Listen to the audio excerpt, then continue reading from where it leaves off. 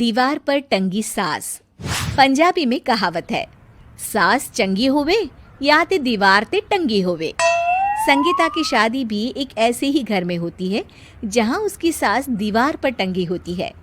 ससुर और पति शादी के पहले दिन उसे सास के फोटो के सामने ले जाते हैं, जहां ससुर जी कहते हैं, बेटा बेटा संगीता, ये तुम्हारी सास थी, बहुत नेक और भली, लेकिन थोड़ी गुस्सैल थी। गुस्सा आने पर सब तहस नहस कर देती थी, पर अब ये इस दुनिया में नहीं है। हाँ संगीता, माँ होती तो तुम इनकी कोई बात टाल नहीं सकती थी, वरना तो माँ घर में भूचाल ले आती। संगीता मन में खुश होती है कि अच्छा है कि ऐसी औरत अब इस घर में नहीं है, लेकिन दिखावे के लिए वो जैसे ही सास की फोटो के सामने हाथ जोड़कर खड़ी होती है, ये क्या? सास उसे देखकर मुस्कुराने लगी। संगीता आंखों को मलकर एक बार फिर से देखती है, लेकिन फिर सास के चेहरे का भाव, भंगिमा यानी एक्सप्रेशन बिल्कुल बदले होते हैं। वो अपने पति और ससुर को कहती है, माँ की तस्वीर तो स्माइल कर रही है।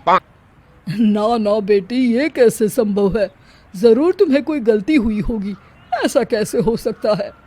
लगता है तुम शादी की सारी फॉर्मेलिटी करते करते थक गई हो, तुम्हें आराम की जरूरत है संगीता। खैर, सारे संगीता की बात को इग्नोर कर कमरे में चले जाते हैं। वैसे सास की फोटो पर एक्सप्रेशन एक के बाद एक बदलते ही रहते हैं। सुबह होती है, पति और ससुर को काम पर भेजकर संगीता कमरे की सफाई करने में लग जाती है कि तभी उसे आवाज आती है, टेबल ठीक से साफ करो। ऐसे भी कोई टेबल साफ करता है? इससे अच्छा तो ये गंदा ही था। किसी औरत की आवाज सुन संगीता दंग रह जाती है और सोचने लगती है कि आवाज कहाँ से आई। आवाज को नजरअंदाज कर वो फिर से अपना काम करना शुरू करती है, लेकिन इस बार तो आवाज बिल्कुल उसके कान के पास से आती है। मेरा घर है ये। जब तक मैं थी चमका कर रखती थी, हर एक चीज शीशे की तरह थी। तुम्हें तो ना सफाई आती है ना कुछ पता है। क्यों तुम्हें मेरे घर की जिम्मेदारी दे दी गई है? पता नहीं तुम में मेरे बेटे को क्या दिखाई दिया।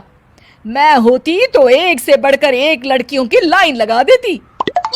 अब संगीता को समझने में देर नहीं लगी कि ये आवाज किसी और की नहीं बल्कि उसकी सास की है, जो दीवार पर टंगी है। वो उसके पास जाती है और कहती है, नमस्ते सासू माँ, मुझे तो कल ही लग रहा था कि दीवार में कुछ काला है।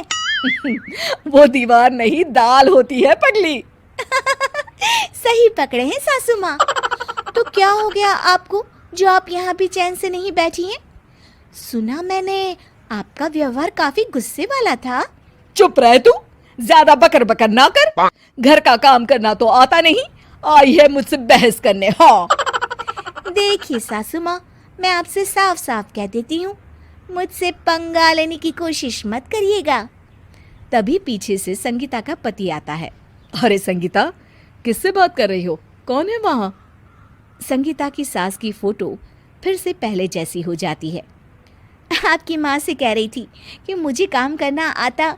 अरे संगीता, माना सास के ताने हर बहू को अच्छे लगते हैं, लेकिन यहाँ तो माँ है ही नहीं, तुम तो फोटो से ही। तुम भी लाजवाब हो संगीता। किसी को विश्वास नहीं होता कि संगीता अपनी मरी हुई सास की फोटो से बात करती है। वहीं आए दिन संगीता की सास संगीता को किसी न किसी बात पर आते जाते ताने देती।